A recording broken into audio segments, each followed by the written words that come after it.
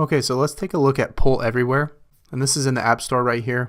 So go ahead and download that, and then I'm going to open up Poll Everywhere. Poll Everywhere is pretty simple to use.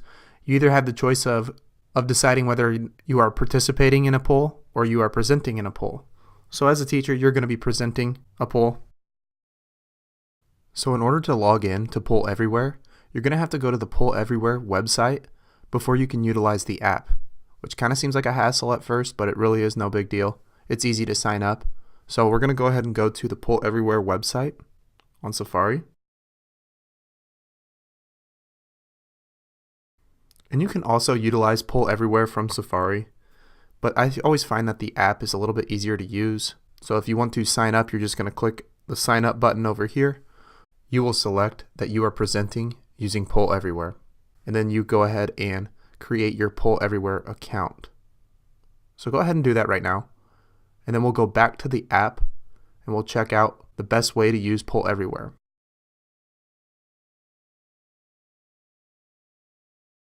Okay, after you have logged in, you're going to see this screen right here on the app, Poll Everywhere. If you want to create a new poll, you're going to click the new poll button down on the bottom of this screen.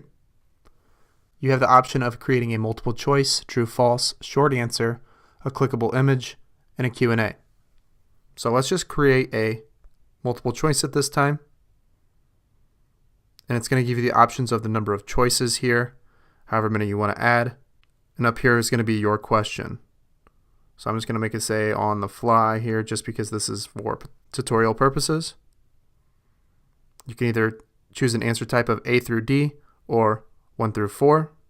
Can they pick more than one? I'm going to say no, and now show the poll. Okay, so one way that users can participate in this poll is they can go to that URL, pollev.com/ there's my name, and then 538. So that would be one way that users can access the poll. So I'm going to show you this from using Safari. I'm going to copy this URL.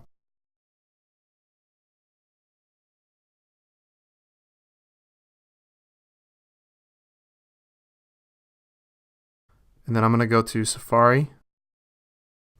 And then I'm going to go to that exact same URL.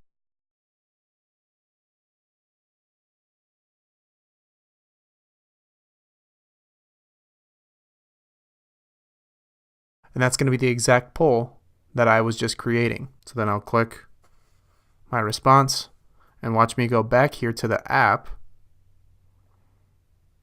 And you'll see the results are right there.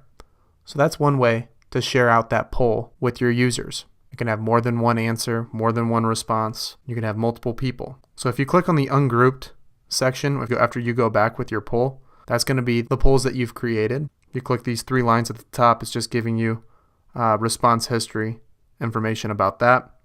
If you click the remote button, it's just giving you the option to have a PowerPoint add-on in your Windows computer. That's something that I don't really utilize that much.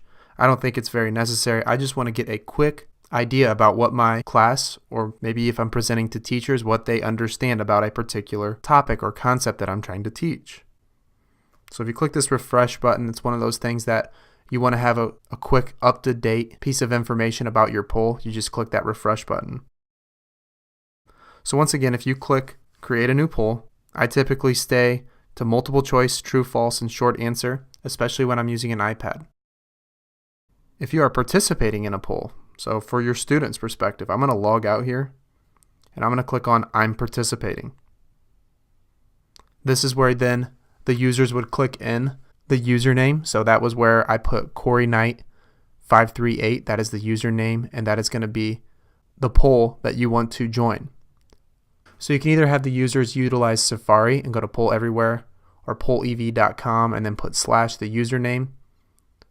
Or you can have them just click the I'm participating and then they would click in the username. So that's Poll Everywhere. Very simple and easy to use. You can have multiple question, answers, response, multiple choice, all that stuff. If there's any more questions about Poll Everywhere and how to utilize it in the classroom, feel free to contact me at Corey at Classroom Tech Made Simple. And we'll see you in next video where we check out Google Forms.